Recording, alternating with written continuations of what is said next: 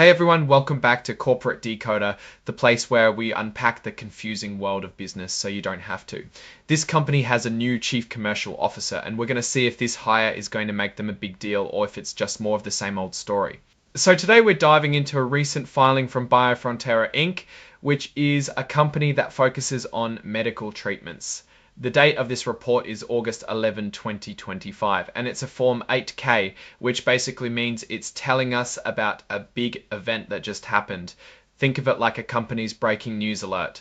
Now, Biofrontera Inc. is incorporated in Delaware and has a stock market file number of 001443. They also have an IRS employer identification number of 4737656775. These are mostly just official details to keep track of the company legally. On the stock market, Biofrontera is known by the ticker BFRI. They are listed on the Nasdaq Stock Market LLC. They also have preferred stock purchase rights and warrants listed separately. This tells us that the company has different ways for people to invest in it beyond just buying regular shares. Think of warrants like a ticket to buy shares later at a set price. Interestingly, Biofrontera has checked the box to be considered an emerging growth company. This means they can follow some slightly different rules for reporting financial information compared to older, bigger companies. It's often a way for newer companies to get a bit of breathing room as they grow. The main news here is about a significant change in their leadership. Specifically, they've appointed a new chief commercial officer named George Jones. This role is super important because it's all about how the company sells its products and connects with its customers in the market. The filing tells us that starting August 25, 2025, George Jones will officially step into this role. He's not new to the business world. He's got over 25 years of experience in selling and promoting products in the pharmaceutical and biotech industries. Before joining Biofrontera, he was the Chief Operating Officer at Upscript Health since 2021. And before that, he held important sales jobs at Corex Pharmaceuticals. He's experienced and seems to be a seasoned professional. Now, when a company brings in a top executive like this, they typically sign an employment agreement, and this filing tells us the key details of Mr. Jones's package. He's going to be earning a base salary of $15,000 a year. That's a solid salary and reflects his senior position. On top of his salary, he's eligible for a bonus that could be as much as half of his base salary. This is a common way to motivate executives. The bonus isn't guaranteed, though it depends on him hitting performance goals that the company's board of directors sets. This ties his pay directly to how well the company does. Another big part of his compensation is stock options. He's set to receive at least 100,000 options. What's interesting here is how they're awarded. About a third of them come each year for the first 3 years he works there, and these options have a vesting schedule, meaning he has to stay with the company for a certain time before he can actually use them. This is a standard practice to encourage long-term commitment. He'll also get the usual employee benefits, like health insurance and retirement plans that the company offers to all its employees. This is pretty standard stuff for any executive role. The agreement also has clauses about what happens if he leaves the company, if he's let go without a good reason, or if he quits for a good reason outside of specific situations tied to a company takeover. He'll get a payout.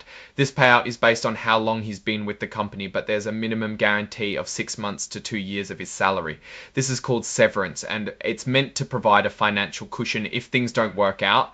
Like most executive agreements, this one also includes standard clauses about reimbursement for business expenses, protecting the company's private information, preventing him from competing with the company if he leaves, and stopping him from trying to hire away company employees. These are all normal protection measures for the employer. The filing also confirms that there are no special side deals or personal relationships between Mr. Jones and any of the company's directors or top executives that would influence his appointment. He's not involved in any deals that need to be reported under specific SEC rules either. This means his hiring seems purely based on his qualifications. They also mentioned that they put out a press release on August 11, 2025 about this appointment. This basically means they made the news public through a formal announcement, which is standard practice.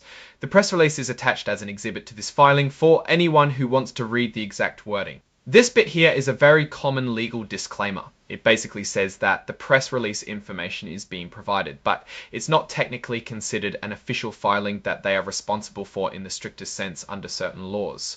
It's a way to share information without taking on full legal liability for every single word beyond what's already in the main report.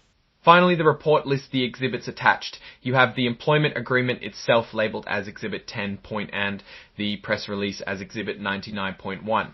There's also a reference to Exhibit 14, which is an interactive data file for the report's cover page. These are the supporting documents for everything that's stated.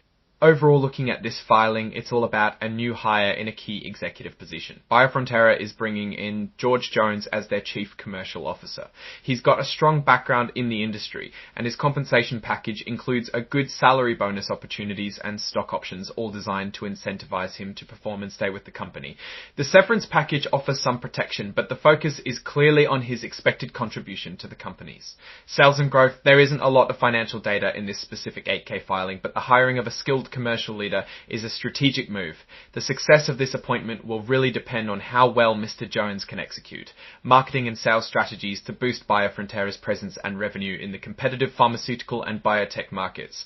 We'll have to keep an eye on their future filings to see the impact of his work on their financial performance. Now, from my take, Biofrontera seems to be making a deliberate move to strengthen its commercial operations. Hiring an executive with deep industry experience like George Jones is a positive sign. It shows they understand the importance of effective sales and marketing in their sector. The compensation package is competitive and aligns his interests with those of the shareholders through stock options. However, the real test will be in the execution. Can Mr. Jones genuinely drive sales and expand market share for Biofrontera's products? There are always risks with new leadership. The company's future direction will be heavily influenced by his strategic decisions and the team he builds. We need to watch their revenue growth, customer acquisition rates, and profitability in the coming quarters to see if this appointment translates into tangible success. Biofrontera is in a sector that requires constant innovation and strong market penetration, so this hire is crucial for their continued development. Alright, that's our breakdown of Biofrontera Inc's latest filing. What's your take on this new executive appointment and what they signal for the company's future?